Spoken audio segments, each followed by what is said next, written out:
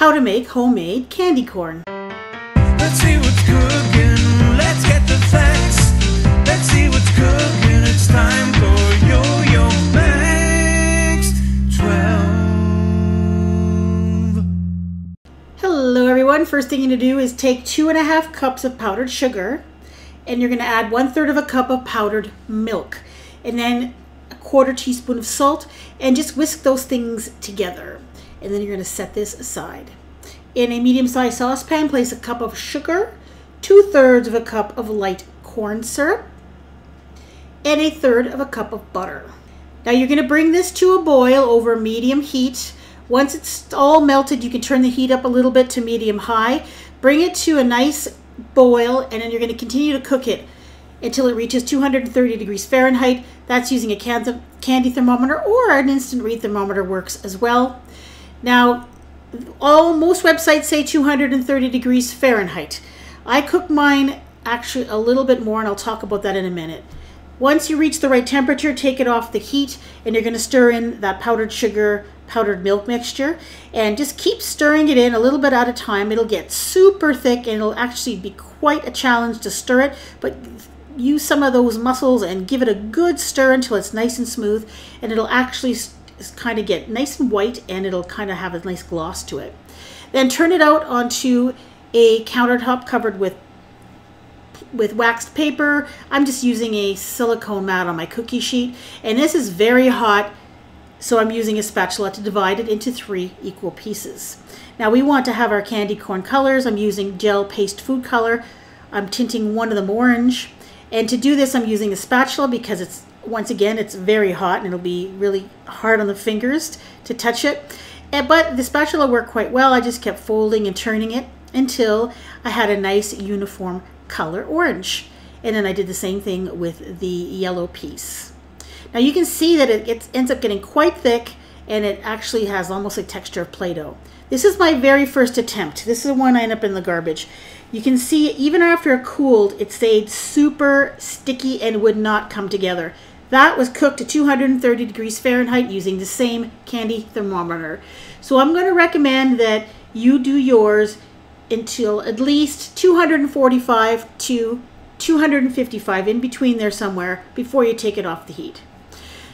So once it's cool enough to handle with your hands, you're going to just take some small pieces from those bigger pieces. It's just easier to handle. And then you're going to roll them out so that they're like little log shapes. And once it's cool enough to handle, then the kids can help you make this at this point. Roll it out, and then you're going to stack them into the candy corn color sequence, the yellow, orange, and the white. And I just kind of press them together so that they're nicely stuck together. You don't want your pieces coming apart. Now there's a couple of ways that you can make your candy corn at this point. I'm going to show you 2 ways. This is the first way. So what you're going to do is just press the pieces together, and you might want to cut it in half just to make it a little bit easier to work with. And what you're going to do is you're going to shape this kind of a rectangular log into a wedge shape. So what you're going to do is press down on the white end to make it thin, and then you want to press up on the yellow end so that it's thicker. So it looks like a wedge that if you were to, you could actually stick this under a door to keep the door from closing. Do you know what I mean? So if you can see, the white is thin and then the yellow is thicker. If you look at it from the side, it's actually a little triangle. So all you have to do is take a knife and just cut the individual little candy corns, and they're in the wedge shape, so you get the classic candy corn triangle, and you can just reform it a little bit in your fingers to make it perfect. Also, I suggest you grease your knife with a little bit of cooking spray. It'll just be easier. Now the second method is to leave that 3-color piece in that little rectangle shape. Don't bother with the wedge. You can see it's a little rectangle. And then take your knife and cut the pieces into little triangles, and you're going to alternate directions with your knife until you get a whole bunch of little triangles. Now the advantage of this is that it's a lot faster. The disadvantage is that the pieces, some of them will have the traditional correct, in quotation marks, white at the tip, and some of them will have the yellow at the tip. But really, it doesn't really matter a whole heck of a lot. That actually is probably my preferred method because it's a lot easier. And here's some completed candy corn. Once you're done cutting them, just let them sit for a couple of hours at room temperature and they'll harden up and dry up a bit. This makes a whole pile of candy corn. As you can see, it makes quite a bit. Now, how does it taste? Well, it doesn't taste exactly like the candy corn that you buy at the store, but I can tell you it certainly tastes a lot better than the stuff you buy at the store.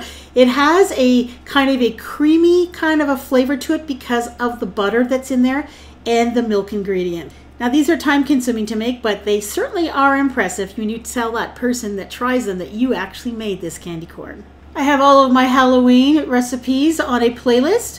Click here to check them out. Thanks for watching.